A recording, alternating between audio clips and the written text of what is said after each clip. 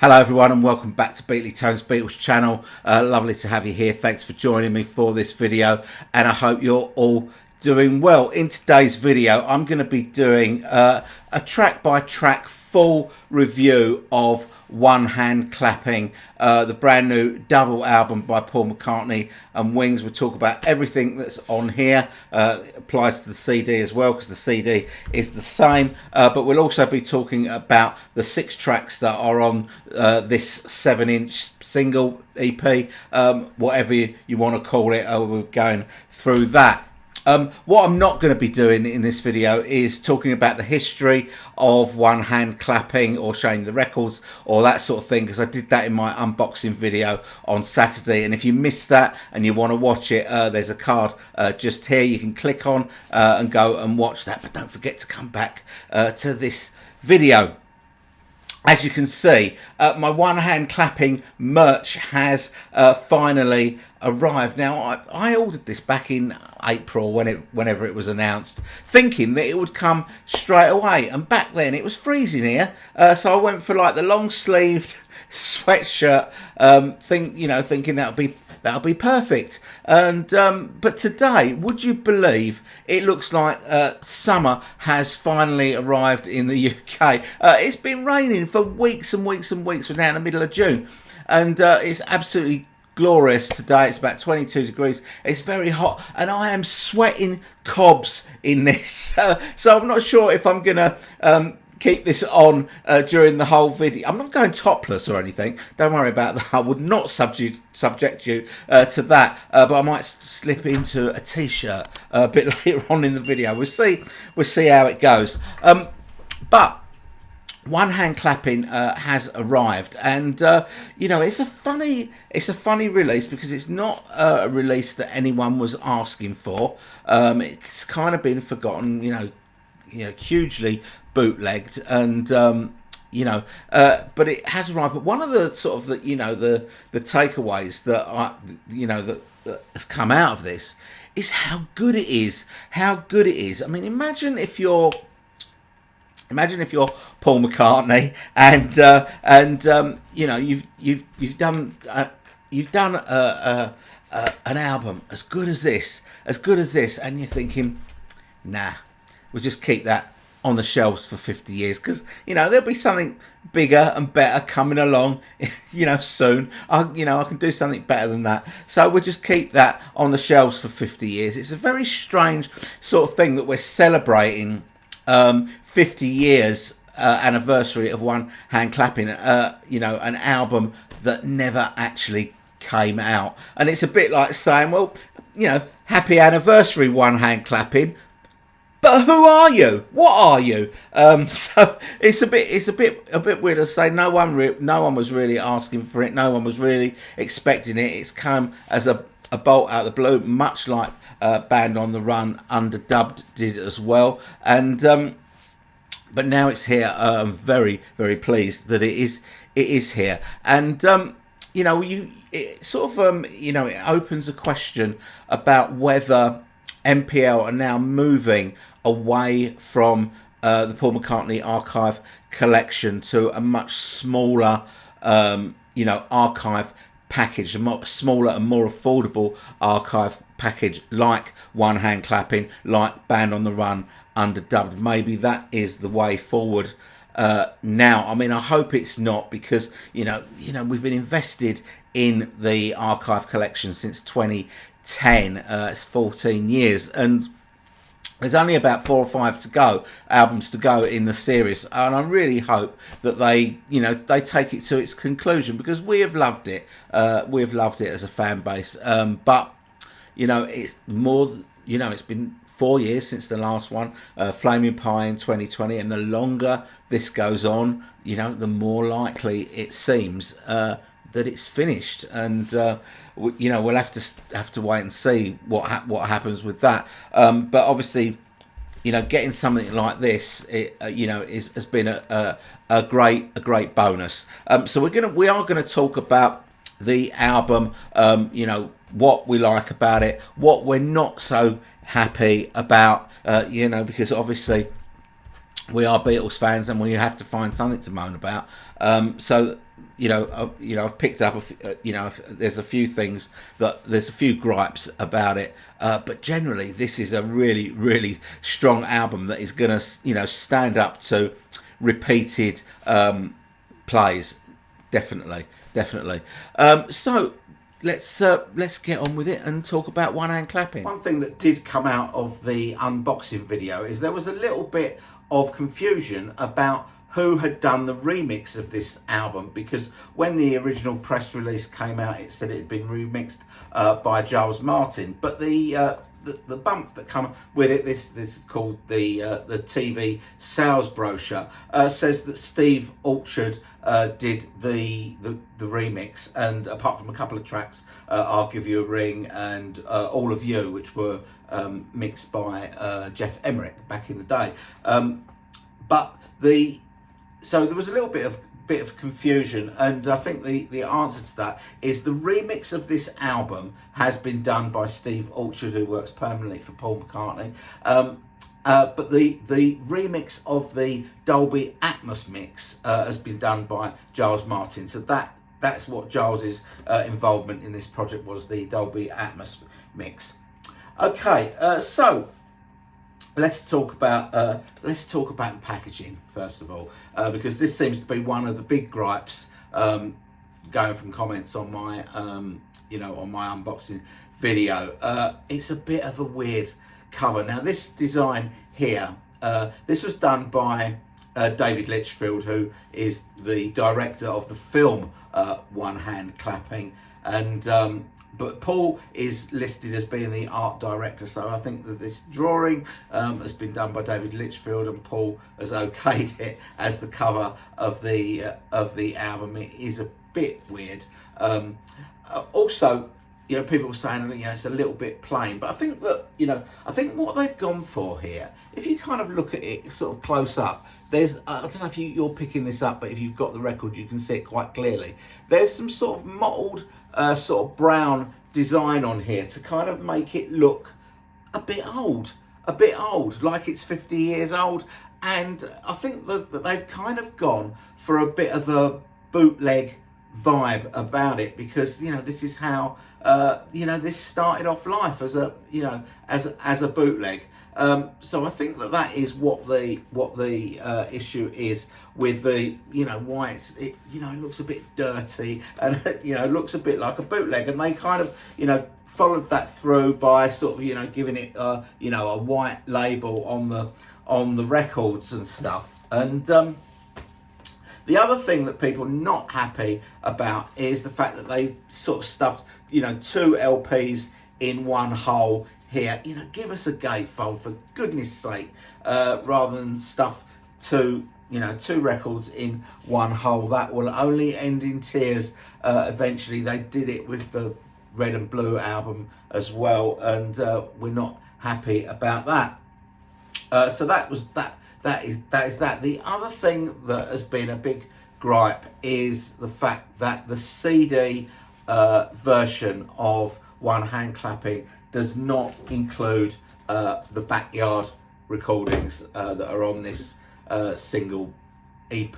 There doesn't seem to be any reason for that whatsoever. There's plenty of room on it for it. The whole, it's a marketing thing. It's a marketing thing, and it's interesting when we think about the marketing thing, because the tables have completely turned now. Remember when CDs first came out? Remember when they started reissuing major artists' back catalogue on CD? They would stick a couple of bonus tracks on it, things that hadn't been on the original album, to kind of persuade us to buy albums on CD that we already owned on vinyl, because it had these, had a live track on it, or it had an outtake on it that we didn't have, and that's how they do it. And now, things have gone completely in reverse. So, back then it was the CD they were trying to buy, get you to buy. Now they're trying to get you the vinyl, but get you to buy the vinyl.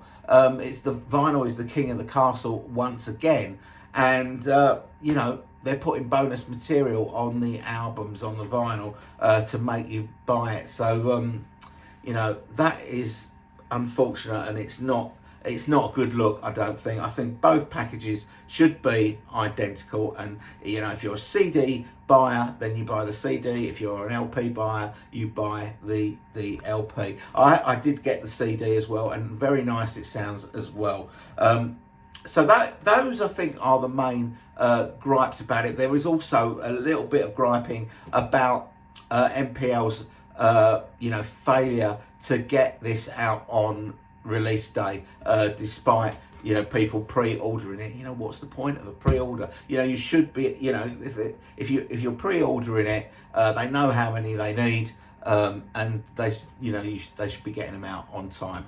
So those are my gripes. Okay, now we're going to talk about the music. So as I said on my unboxing video, quite a few of these songs have already come out officially on the Paul McCartney Archive collection deluxe box sets and stuff, but they have been radically remixed for this album, and they sound so much better here than they do on any of those archive editions. That is a huge takeaway. The sound quality on this album, particularly the full band songs, is just pristine. It is superb, really boisterous. It feels live, and it just sounds great. Okay, so the album kicks off with the one hand clapping theme. Now this is an instrumental. I'm not a huge fan of instrumentals, but I am a huge fan of this song, or this tune. It is smooth and it's got a groove. It's smooth with a groove, and it just really really kicks off the album well. It's a really, he's done similar things like this later in his career, like things like Reception on Back to the Egg. It's kind of got that, that heavy bass sort of feel to it. I do really like it.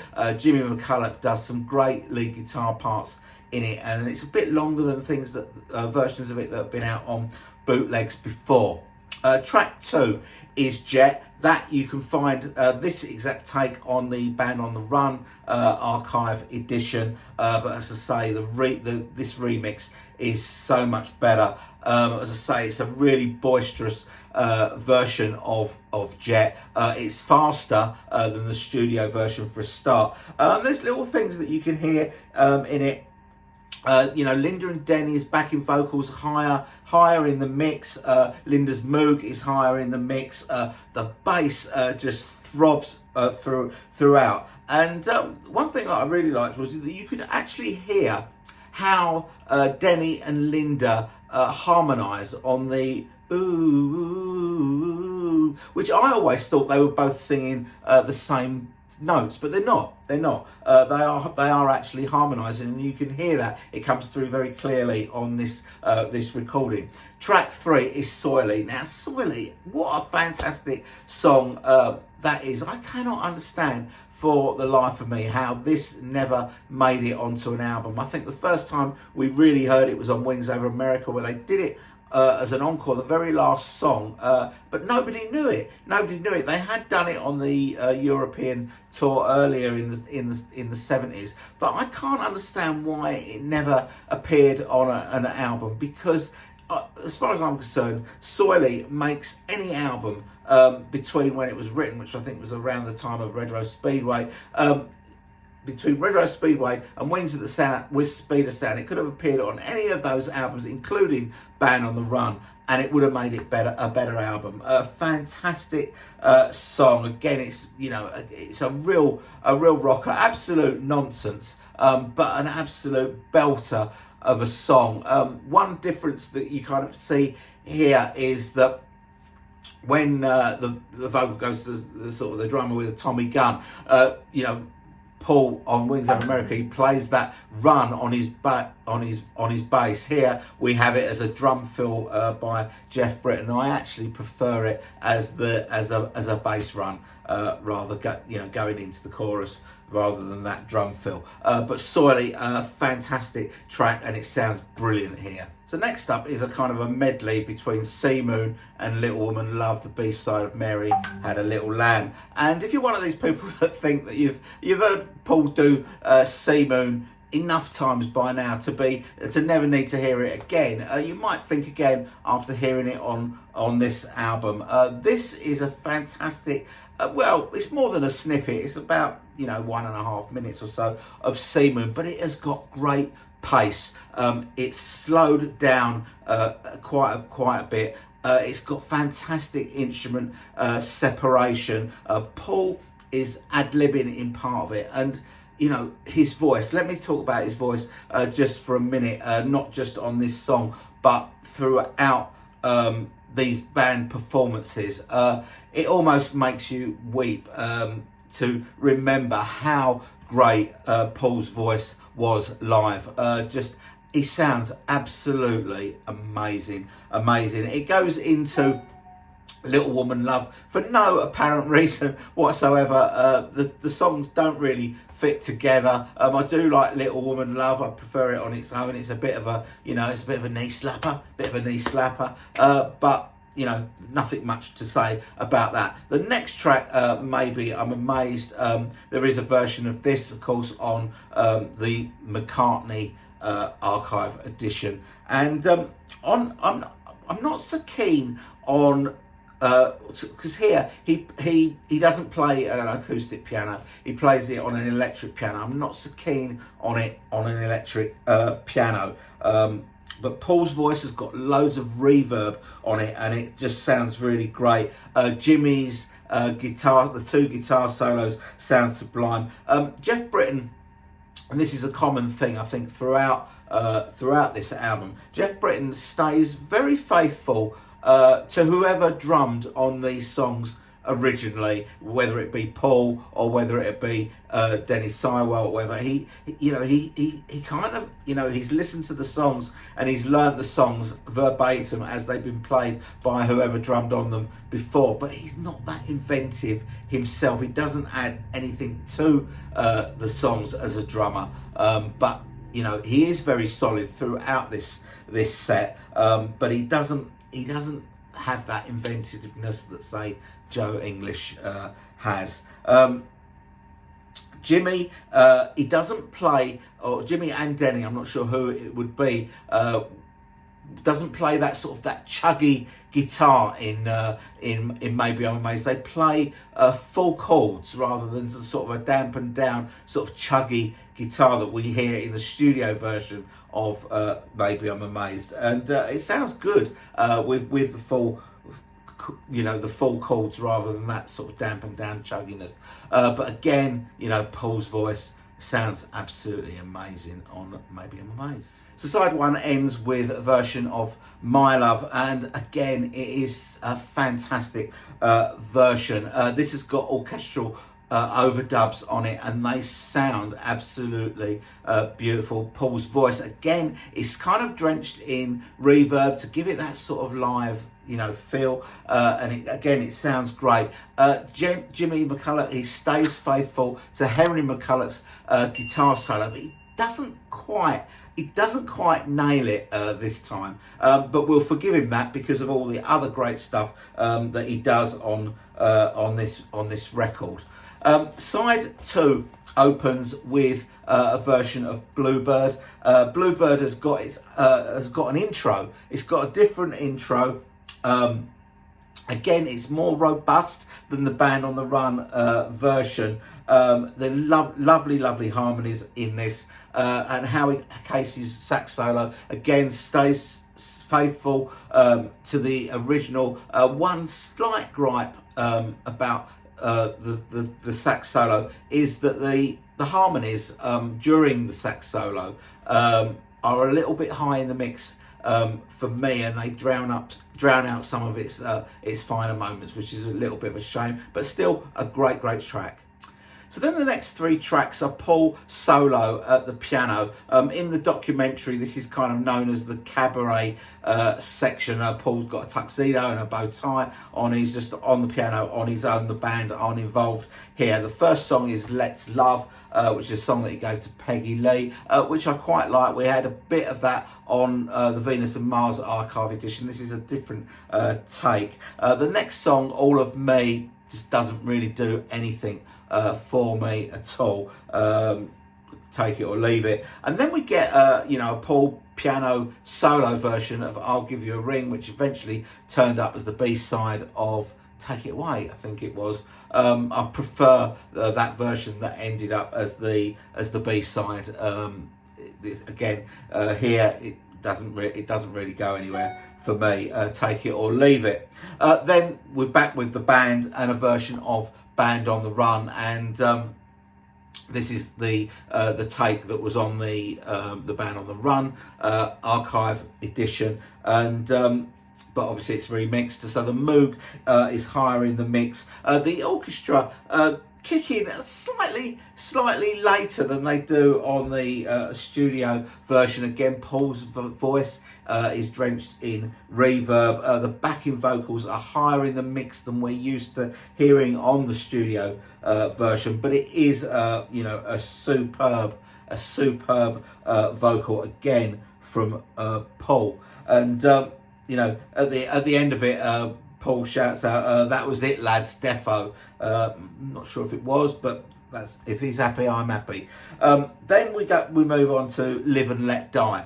Now, Live and Let Die is not as delicate in the intro verse as the studio version. The guitars are higher. The orchestra on this, when the orchestra kicks in, they come in at breakneck speed. It's much faster than the studio version. You know, the da da da da da da. That part it comes in really fast. The reggae part where it breaks down just sounds really great. Love that. And because the orchestra are playing those interludes much faster, when it comes to, you know, coming back down again to the slow bit, you know, that sounds a little bit clunky to me, the coming down from the very fast orchestra to the very slow verse. And Live and Let Die has got a great big Las Vegas finish, you know, like that sort of stuff. So that is Live and Let Die. I still love it though. I still love it. It's different and I love it. We then move on to 1985. I'm not quite sure what to make of this. So this version of the song, it starts off with, you know, Paul solo at the piano. It's a longer intro than on the album version, but eventually the vocal comes in, but it's just Paul and the piano. And then at about 2 minutes 5, 2 minutes 6, it cuts to the actual recorded version of 1985 that is on the Band on the Run album, but without the vocals. And Paul is overdubbing live vocals. If you watch the documentary, you'll see him, you know, standing up with a microphone and, you know, singing along like he's Cliff Richard, which I think is a little bit strange. I don't know why they didn't do a full band version of that. So you know, I'm not totally convinced by 1985, which is a real shame because it's my favourite track on Band on the Run, and it's one of my favourite Wings tracks of all time, I suppose. The side 2 ends with 2 sort of takes of Babyface. One I think is done in the studio. One is done in New Orleans later in 1975 when they go and record Venus and Mars. It's with the Junior Tuxedo Jazz Band, and you know, I like it. I like this version. You know, it's cheesy. It's cheesy, and you know, I don't know why Paul likes it so much, but he does.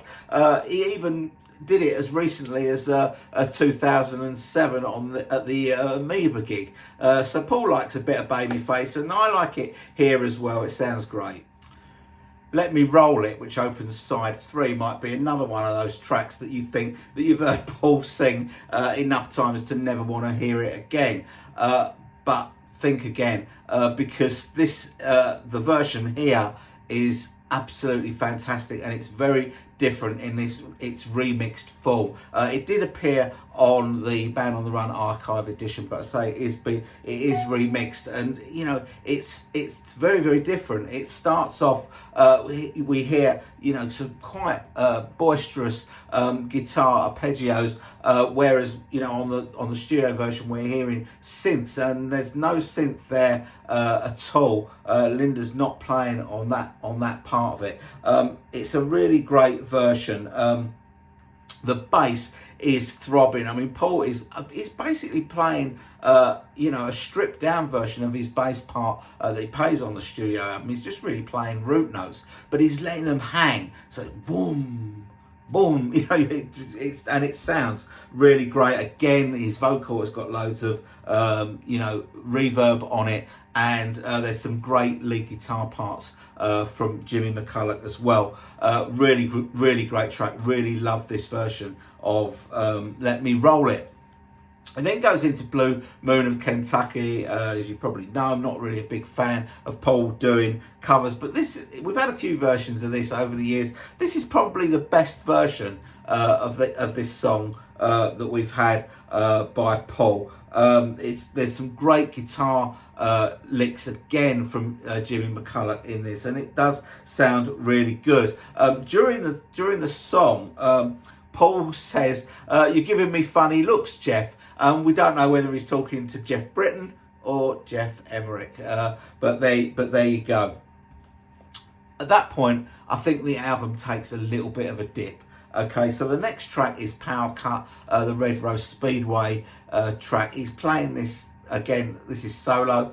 He's playing it on the harmonium. It's pretty pointless. The next track, Love My Baby, is a track that he dropped on his website a few years ago, but this is the first time it's actually been available on physical media. It sounds like he's playing it on a child's piano, like a toy piano. I don't know what the instrument is. It might be a Celeste, I'm not sure, but it is, again, it's pretty pointless. So as I said on my unboxing video, that one of the points of the whole one-hand clapping thing is to try out this new lineup of Wings with a view to doing, you know, live shows. And side 3 ends up with 3 sort of partial Beatles songs. So he's thinking about bringing Beatles songs back into the set. And when you look at the set in general, you know, there's quite a lot of songs on this album that did end up on that 75-76 tour. The first Beatles song here is Let It Be. This is Paul on his own. He's not playing, you know, grand piano or acoustic piano. He's playing a harmonium or a Hammond organ. I'm not quite sure, but it kind of loses all the drama of the song, and you know, it only goes on for just over a minute, and that's probably just as well. At the end, he says, "Very nice, thank you." And I say, not all that nice, no thank you very much. Then the final track on side 3 is a kind of a mashup between The Long and Winding Road and Lady Madonna. It's just over 2 minutes between them, but he's back on a normal piano, and it's all the better for it. Some lovely piano flourishes on the intro of The Long and Winding Road, and he sort of steps seamlessly into Lady Madonna. There doesn't seem to be, you know, any particular joy, and he just kind of stops and then starts Lady Madonna, and I think that track is very nice. So that's Paul solo on the piano, and that is the end of side 3. Of course, Let It Be didn't make it into the set for the 75-76 tour, but of course Long and Winding Road and Lady Madonna did. Side 4 opens up with Junior's Farm. Now, interestingly, Junior's Farm would be the only song in this whole one-hand clapping set that new members Jimmy McCulloch and Jeff Britton wouldn't have had to learn for the one-hand clapping set, because they played on the original single. And what a version it is. It's a fantastic live version of Junior's Farm. The backing vocals are loud and live. It's just a really good really good version of Junior's Farm. I like it a lot. The next track is Sally G, but obviously this version here is uncountrified, then, if you like. This actually comes from the Backyard sessions, but it's in the main body of the album rather than being on the EP. It is just Paul with an acoustic guitar playing Sally G, so it sounds a little bit like a demo for Sally G, but I like it a lot. The next track, Tomorrow, from Wildlife, are absolutely fantastic. It is slowed down. It's more dramatic. Apparently Linda's dad really loved Paul playing this at a slower pace, so that was the reason for doing it. But it's Paul, solo on the piano, and it's more bluesy than the Wildlife version. I really love this version. The next track is Go Now. Denny Lane obviously sings. The bass is is punctuating the piano. I'm not sure whether it's Denny or whether it's Paul on piano on this one. I presume it's probably Denny and Paul on bass. The electric piano and guitar solo, they play simultaneously, which sounds really nice. So electric piano and a lead guitar playing the solo simultaneously, fantastic. And Jimmy is adding guitar licks like all over the place. Really nice version of Go Now. So the penultimate track on side 4 is a version of Wildlife, and it's a shorter version than the album version on the Wildlife album, which clocks in at over 6 minutes. This is just over it's about 4 minutes 20 or something like that. Interestingly, Denny sings the intro. The word wild applies to that bit. It's very bluesy as well. Jimmy is adding guitar licks all over the place. Denny and Linda there's a new harmony part in this that isn't in the studio version, and it's really good. I'm not sure if Paul's vocal on this quite matches his vocal on the studio version of Wildlife, which I think is just absolutely fantastic, but this is still a really good version of Wildlife. Love it. So side 4 ends with Hi.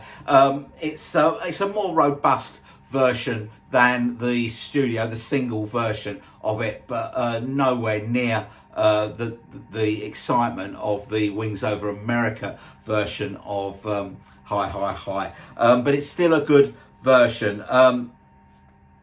Jimmy is adding guitar licks all over the place, just like he does on the Wings Over America version. Interestingly, they do the I Want You to Lie on the Bed verse twice, and he definitely sings Polygon here. He definitely sings it. He sings it twice. It is a good version. There's just one little gripe I've got about it. Jeff Britton, the drum fill that leads into the double speed ending, the outro of the song, is a little bit clunky. Doesn't quite nail it, but it's still a good version of Hi. Okay, so on to the EP. Now on the EP, we get 3 tracks on side 1 that are original McCartney compositions, and 3 tracks on side 2 which are covers. So the first one on side 1, the track Blackpool, which was a song that was earmarked to be the B-side of the single The Man. That's the track off of Pipes of Peace, but the single was never released, so it never came out. So I think it's out here now, first time ever on physical media. It is a throwaway song. It's a B-side. It sounds like a B-side. It's Paul talking about the virtues of women in northwest seaside towns in Britain, Blackpool and Southport. It is a bit of a throwaway. The next track is a version of Blackbird, which is sublime. One of the things that really hits me about this EP is the fact that it was recorded, it was recorded in the gardens of Abbey Road, and it's just Paul with an acoustic guitar. But the sound quality of this is just absolutely fantastic. When I first heard Blackbird, it was like I was sitting on my sofa and Paul was just over there with his acoustic guitar playing Blackbird to me. It just sounded just absolutely fantastic. Love it. The third track is Country Dreamer. This is one that we've had before. This was on the Band on the Run archive edition, and it's an acoustic version of Country Dreamer. As I say, just Paul with an acoustic guitar, but it's really nice as well. On side 2, on the EP, it's called I'm Too Tired to Rock. It is, of course, 20 Flight Rock. Obviously, the person that was writing out the song timings on the tape, didn't know what the name of the song was, but it is 20 Flight Rock. We've heard Paul do this 1,000 times. He loves this song, an acoustic version. Then the next 2 songs are 2 Buddy Holly songs. Around this time, Paul had just bought the Buddy Holly catalogue, the rights to the Buddy Holly catalogue. So he's doing 2 Buddy Holly songs here. Peggy Sue, which I really like this version of Peggy Sue. It's sort of a little bit slowed down a little bit, but I like it a lot. And the other one is I'm Gonna Love You Too, which only lasts about a minute. But it's an enjoyable side of this EP. So that is it, really. That is everything that is on One Hand Clapping covered now. So summing up my review of One Hand Clapping, I suppose the question that you would ask me if you haven't got it or you haven't heard it yet is, do I need this album? And my answer to that would be, if you're a Paul McCartney fan, then it's universally yes, you do need it, because I think that this, what this album brings us is unfamiliar versions of familiar songs, but mixed in superb sound quality, like we've never heard them before. So really love this album. It's not a perfect album. It's not a perfect album. If I was giving it a score out of 10, I think it's probably a solid 8.5 out of 10. I would say. But what this does is it kind of demands repeated listening. Now, with outtakes and archived material, sometimes even Beatles stuff, stuff that we've had on the Super Deluxe editions that have been out so far, we want to hear them when they first come out, and we'll play them, 2 or 3 times. But do we go back to them that often, or do we listen to them a few times and then leave them on the shelves and don't really return to them? This, I think, demands repeated plays. I think, and it will improve with repeated plays. I think this is an album that everyone will enjoy, and if you are a McCartney fan, you are not going to be disappointed with this album. So One Hand Clapping gets a big thumbs up from me. If you want to give me a thumbs up for this video, please hit the like button. I would really appreciate that. It really helps the channel, helps my videos get out there.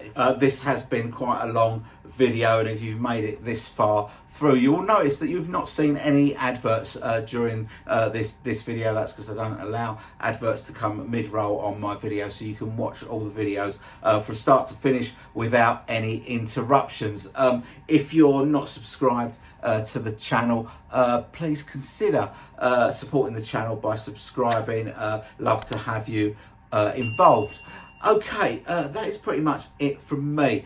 Coming up on the channel, I'm hoping later in the week to bring you something really special. So please stay tuned for that. Apart from that, I've got nothing else to say. So that's it from me. Thanks very much for watching. I hope you've enjoyed this video, and I'll see you all very soon. Bye-bye.